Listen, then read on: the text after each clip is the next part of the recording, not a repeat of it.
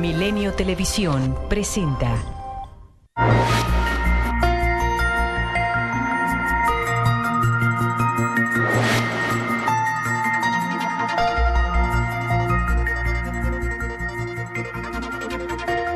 Buenas noches, bienvenidos a Milenio Mercados en Perspectiva, aquí como todos los domingos con Juan Musi. Juan, muy buenas noches. ¿Cómo estás? Muy buenas noches, Manuel. Y su servidor Manuel Somoza para hablar de temas económico-financieros en México y en el mundo. Y vamos a empezar como siempre con nuestro país, donde tuvimos una semana muy interesante. Primero marcada por el anuncio de que habíamos llegado a un acuerdo comercial con los Estados Unidos en relación al Tratado de Libre Comercio de América del Norte, una relación, por cierto, bilateral, pero era muy importante. Después las negociaciones han seguido y vamos a ver en qué terminan y cómo las autorizan los congresos locales. Sin embargo, para México ya tiene él un acuerdo importante, y así lo dijo el secretario de Relaciones Exteriores, y yo creo que todos nos felicitamos. La mayor parte de la gente, no sé qué opines, piensa que es mejor tener algo como lo que tenemos a no tener nada. Yo también estoy de acuerdo.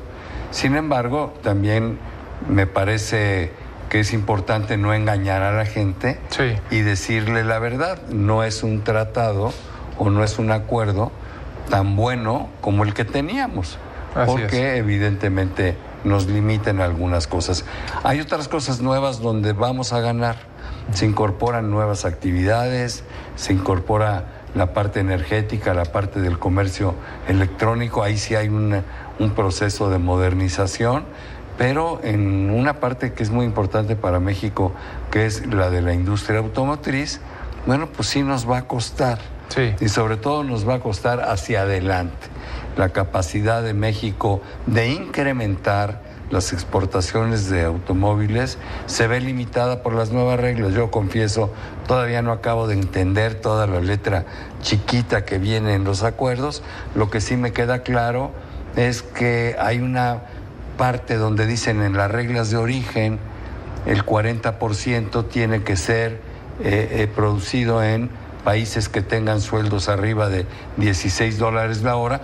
Entonces en ese 40% México no entra. ¿Por qué? Pues porque está en chino que aquí podamos pagar ese tipo de sueldos. Claro, nos queda todavía otro 35% porque la regla pasó del 62 al 75, pero bueno, evidentemente limita, y sobre todo limita las nuevas inversiones. Se dice fácil, pero $16 la hora son algo así como cerca de 60,000 pesos al mes. Pues sí, está muy difícil, ¿no? Es muy complicado, y más llevarlo ahí en el corto plazo. Yo, la verdad, estoy, como dices tú, no me encanta. Estoy convencido que con Trump el riesgo era no tener nada, y eso era evidentemente muy costoso para México, y eso era, pues, de alguna forma muy malo para nuestro país. No nos podíamos jugar esa carta. Desafortunadamente con este hombre no se negocia. Creo que acabamos cediendo, ¿no? Y pues de no tener nada a tener esto, creo que es mejor tener esto, pero sí te confieso que tengo un amargo sabor de boca con respecto a cómo quedó, ¿no? Bueno, sí. Ahora yo también te diría, me parece que los negociadores mexicanos lo hicieron extraordinariamente bien. Sí. Porque Trump no es un buen negociador, es un tipo que impone condiciones en función de su posición de fuerza, ¿no? De ser el país más importante del mundo, de ser el país más rico, de ser el país que más consume. Bueno, pues él quiere imponer las cosas, no las está negociando. Y desgraciadamente aquí las impuso, ¿no? Así es. Entonces creo que los negociadores mexicanos se defendieron bastante bien, porque salvo en ese tema donde nos limita el futuro, pero también representa un reto para que vayamos diversificando nuestra exportación manufacturera, hay logros impresionantes, como por ejemplo el que se haya logrado que en la parte agrícola no haya cambios importantes, ¿no? Eso nos hubiera lastimado en forma muy seria. El que no termine el tratado cada 5 años, sino que se revise cada 6 años, Va a ser pero una dura revisión 16. cada 6, pero forzoso, ¿no? Unos Dura primeros 16 años y se revisa cada 6 años. Entonces hubo logros verdaderamente importantes. O sea que yo, pero fíjate, en el resumen, anterior era indefinido, me quedo contento. Como dices tú, es mejor esto a la cláusula sunset, pero el anterior era indefinido. Y ahorita ya tenemos ventanas de 6 años, bueno, ¿no? Por eso digo, esto no es tan bueno como lo que teníamos. Vamos a ver si lo aprueban los congresos locales, no sé qué opines, pero también creo que jugó un papel importante la presión de la transición de gobierno aquí en Estados Unidos, las elecciones intermedias. O sea, creo que la agenda política presionó a que se llegara, déjame llamarle, a este acuerdo o mal acuerdo, porque los negociadores mexicanos, como tú bien dices, creo que habían hecho una muy buena labor, pero ya no nos daba tiempo de seguir en esa postura de firmeza en la que habíamos estado, ¿no? Yo creo los tiempos políticos nos obligaron a meterle prisa. Tocas un tema delicado. Yo creo que la posición fue de el ministro Videgaray queriendo forzar la firma y el ministro Guajardo queriendo hacer algo más inteligente. Finalmente ganó el otro, ¿no? Y se le impuso una fecha que no tenía por qué imponerse, ¿no? Así es. Porque es simplemente para una fotografía y que pueda firmar el presidente Peña Nieto esto. Pero bueno, a mí eso me pareció absurdo, pero así es este país, ¿no? Así fue. Entonces, yo creo que eso fue lo más importante. La economía mexicana está creciendo, pero tiene un crecimiento muy pequeño. ¿Y por qué no comentas lo que dijo Banco de México, no? Pues sí. Nosotros ya habíamos dicho aquí que nuestra expectativa era un crecimiento del 2.2, 2.1%. Sí, y ahora la revisa hacia abajo, ¿no? Habla de fundamentalmente una revisión hacia abajo el gobernador del Banco de México y la regresa a 2%, fundamentalmente por el lento crecimiento del segundo trimestre. Yo creo que este segundo semestre del año también va a estar más en torno hacia el 2% y bueno, baja esta estimación de 2.2 a 2. Y también la estimación de inflación. Ya no se habla de niveles de 4.00 o 4.1, ya la inflación está en 4.2, el objetivo anual. Evidentemente ahorita estamos arriba de ese objetivo y deberíamos de esperar que hacia adelante vaya bajando, ¿no? Y me llama la atención para el año entrante de nuevo la estimación de crecimiento en 2% y la inflación en 3.8, ¿no? Sí, yo coincido con las expectativas de crecimiento de Banjico. En la parte de la inflación, desafortunadamente nuestros análisis nos dicen que vamos a terminar un poco arriba del 4.2, quizá 4.3, casi 4.4, y el año entrante veo muy difícil el 3.3%, ¿no? Sí. Aunque creo que sí pudiéramos romper el 4 hacia abajo. Pues esas son algo que creo que vale la pena comentar es que mucha gente nos preguntaba durante la semana que por qué después del acuerdo, perdón que me regrese un segundito al tema del TLC, pero creo que es importante, ¿por qué no vimos un peso más fuerte, no? Un peso más en torno a los 18.20 o 18.30, que es lo que se estaba esperando una vez se anunciara pues el acuerdo con Estados Unidos, ¿no? Bueno, entonces creo que vale la pena que comentemos por qué no fue así y por qué incluso vimos 19.15, ¿no? Es bien importante analizar lo que pasó. El día que se da el anuncio, que fue el lunes, el peso se revalúa y se va a niveles, llegó a tocar 18.62. Pero se quedó ahí muy pocos minutos, se quedó, no sé, 45 minutos, 50 minutos. Y enseguida después empezó a presionarse y ya se fue a los 16.70, 16.80 y llegó nuevamente a los 19.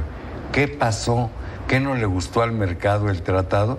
No, yo creo que hubo una partecita que no le encantó al mercado del tratado y es que todavía Canadá no se hubiera incorporado.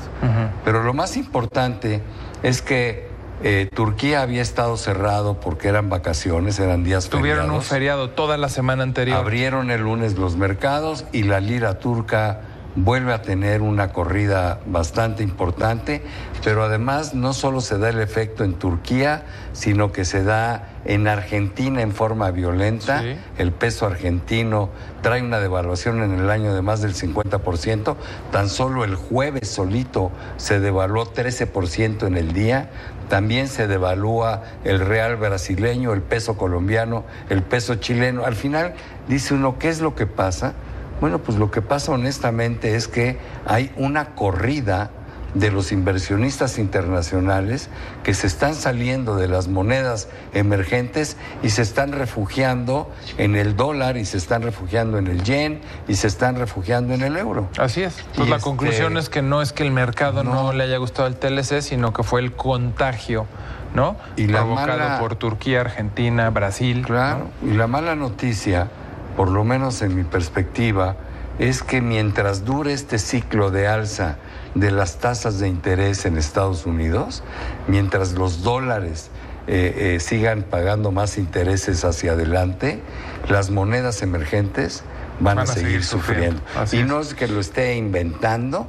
Cuando nos volteamos a ver, las peores épocas de la economía mexicana han sido cuando las tasas de interés en Estados Unidos han crecido. Bueno, ¿para qué mencionamos 82? Afortunadamente, hoy tenemos un México muy distinto al de 1982. O incluso de 1994. O de 94. Sin embargo, bueno, pues no nos va a pegar tanto, pero sí nos va a pegar. Entonces hay que tomar las provisiones. Incluso en la canasta de monedas, cuando veías la devaluación justo de las monedas emergentes, el peso fue consistentemente la más fuerte, ¿no? Ante esta devaluación de nuevo de emergentes. Ahora, la receta para que no nos afecte tanto el ciclo de las tasas de interés, no sé si estés de acuerdo, es que tenemos que tener finanzas públicas sanas. No podemos gastarnos más como gobierno de lo que de los ingresos que tenemos vía la recaudación. Es importante mantener, aunque sea un pequeño superávit primario. Es importante reducir el tamaño de la deuda en relación al tamaño de la economía. Esa es el gran reto. No y dejo solo lo estoy de último acuerdo. para un comentario contigo. Me llama la atención que nadie se haya atrevido a hablar de una reforma fiscal integral, que es lo que necesita este país. No, mira, no solo estoy de acuerdo contigo, sino que es lo que más me preocupa en torno al nuevo gobierno, al cambio de administración, también en base a todo lo que se ha prometido y a todos los programas sociales y todas estas cosas que evidentemente pudieran ocasionar un mayor gasto, y tampoco veo una mayor recaudación porque no hay una reforma fiscal integral. Me preocupa ver que México va a estar anclado a crecimientos de 2%, ¿de dónde va a salir más dinero? Y hay que mantener de alguna forma el grado de inversión, la calificación 2 niveles arriba, y es mi mayor preocupación, ¿no? Sí, pues es la de los que estamos aquí. Y también me preocupa ver que esta nueva administración pues no va a promover la reforma que siempre tú y yo hemos creído que se necesita, que es más contribuyentes pagando y que es gravando el consumo. Pues sí, pues hay que recargarse en el impuesto al consumo y no en el impuesto al trabajo, pero si alguien lo puede hacer es la nueva administración, porque con el poder que tiene, pues no habría quien se le pusiera enfrente. Pero bueno, ese es un mensajito que queremos mandar. Muchas gracias, Juan, muchas gracias. Muchas gracias. Pero sobre todo a ustedes por estar aquí con nosotros como todos los domingos en Milenio, Mercados en Perspectiva.